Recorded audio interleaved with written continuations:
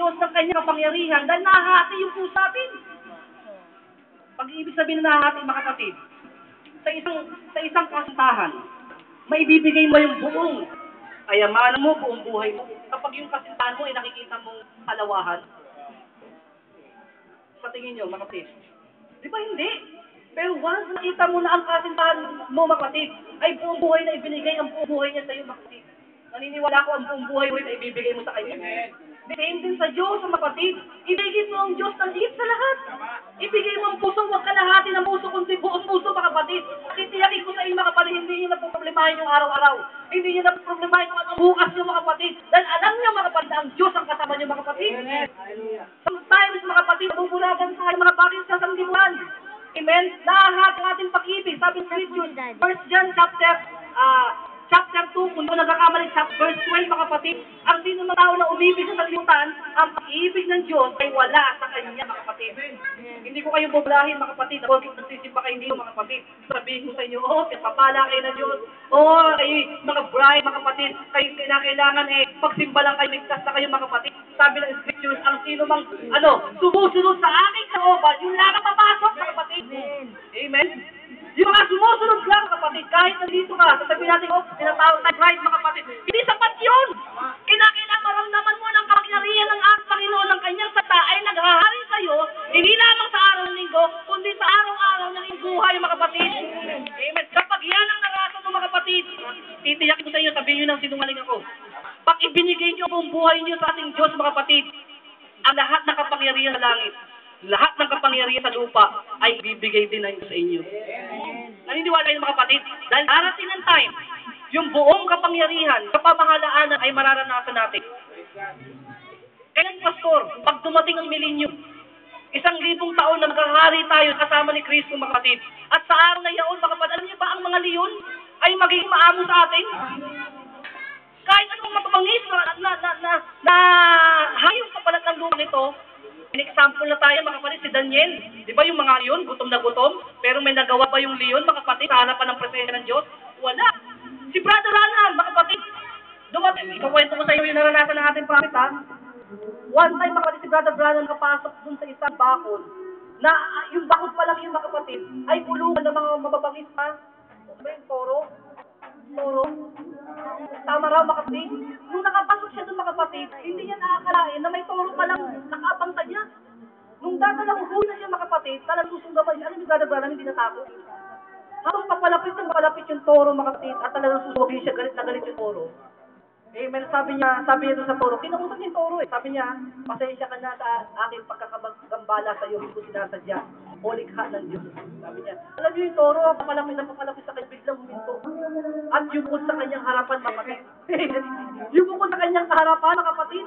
One time, alam niyo yung beehive, yung pulot pukyutan, yung bahay ng ano ba sa tagal ng bee? Bubuyog. Nasagi niya. Amen? Nung nasagi, mga kapatid, alam niyo ba yung mga hornets na killer bees na, mga kapatid, killer bee. Sa Amerika, mga kapatid, nasagi niya. At anong dinaluhong siya, kapatid, ng bee. Pero nung kinausap niya, mga kapatid, biglang walis yung mga killer na yun. Bagyo. Nalala niyo po ito, mga kapatid, sa isang bundok, nag-hunting si Brother Branham. At biglang dumating, mga kapatid, na meron palang blizzard, yung bagyo ng mga snow, mga kapatid.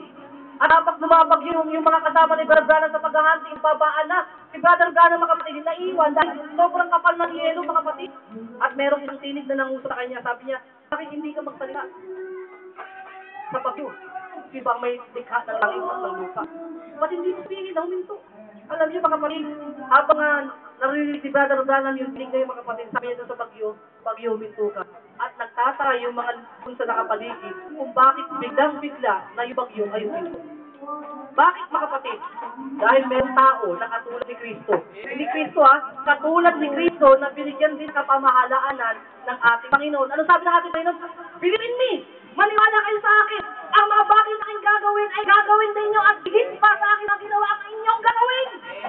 Amen. Kaya mangyayari ito, mga kapatid. Naniniwala ko, sa ayaw na gusto ng bride, mangyayari ito sa bride. Dahil ang bride lamang ang binigyan ng Diyos, mga kapatid, na doon niya ilalagay ang kanyang pangalan, mga kapatid. Malapit nangyari ito, mga kapatid. Naniniwala ko, ang buong mundo, mga kapatid, ay nasasabik na sa kapangyarihan na ito, mga kapatid. Amen tayo, mga may sakit sa atin. Ako, naranasan ko, mga anak ko, kapatid, nagkakasakit na kapatid. May ultimo gamot, hindi nakainom yan. Naglakihan yan, hindi may inom ng gamot yan. May mga sakit yan. Pray lang, kapatid. Bakit? Ito sa Biblia. Kapag kayo may sakit, patong nyo ang inyong mga kamay at ipanalangin at kayo gagaling. Hindi naman sinabing Biblia na pumunta kayo ng Mercury Dagat, bili kayo ng gamot at inumin nyo at kayo gagaling. Hindi ko sinabing masama ang gamot. Dahil gumagaling kayo, dahil naniniwala kayo na kapag uminom kayo ng gamot, ay gagaling kayo. So, nangyayaring kagalingan dahil naniniwala pa rin kayo. Pero ano gusto nyo? Yung ibinibigay ng mga siyensang mahal? Yung ibinibigay ng Diyos mga kapalit na libre na kinakailangan lamang natin gawin ay maniwala. Amen. Maniwala lang, just believe, mga kapatid. All things are possible to those who believe. Amen. Lahat ng bagay ay magiging posible sa mga tao naniniwala. Naniniwala kayo, mga kapatid? Amen. Bakit, mga kapatid? Langit lupa. Lilipas, ngunit ang kanyang salita ay hindi kailanman lilipas, mga kapatid. Anong sabi ng ating Panginoon, mga kapatid? Amen. Hindi ko kayong iinom mag-isa. Minsan kasi, akala natin nag-iisa lang tayo. Kaya tama yung sinabi ni Brother Ray kanina, minsan gumagawa tayo ng kalukuhan, nakala natin, hindi tayo nakakita sa atin. Isang shot na, isang shot. Isang istig na, akala natin nakakita sa atin. Pero sabi ng ating Panginoon, hindi ko kayo iiwan. Hindi nyo alam, meron kayong katabi na nakakakita sa inyo, mga kapatid. Kaya pagdating ng preaching, hindi nyo namamalayan. Pagdating ng preaching, tumatagos puso nyo. Mismo kayo nakakapagsabi sa sarili nyo, ako yata dapat tamaan. Bakit sinasabi natin? Dahil talagang tatamaan kayo, mga kapatid na magsalita. Dahil talagang may tatamaan.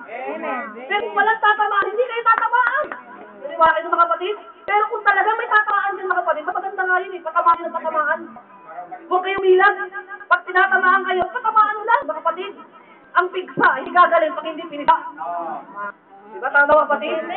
Ganon din ang kasado pag hindi yung tinamaan. Hindi tayo katulad ng mga pare, mga panabubulang-ulahin. Diba? Kung sila yung mga malaking ibinibigay ng bahan, hindi patasihan ang kanilang mga kasalanan. Dito po iba. Papatayin talaga ang kasalanan dito, mga kapatid. Dahil gusto ko lahat tayo makapasok doon, mga kapatid. Hindi ko kayo bubulahin, mga kapatid. Na porkit nandito kayo, mga kapatid, hahayaan mo na lang sa mga kasalanan nyo. Hindi ito, mga kapatid. Amen. Dahil pagdating ng judgment, maaaring masabi sa akin, ay si pastor hindi ipinangaral niya, hindi kayo sinaway. Hindi, yung dugo niyo pa mapupunta sa akin, mga kapatid. Pero dito, mga kapatid, sasabihin ko, hindi man ako magbanggit na pangalan. Sabi ng scriptures, ang salita ng Diyos ay para tabak. Amen.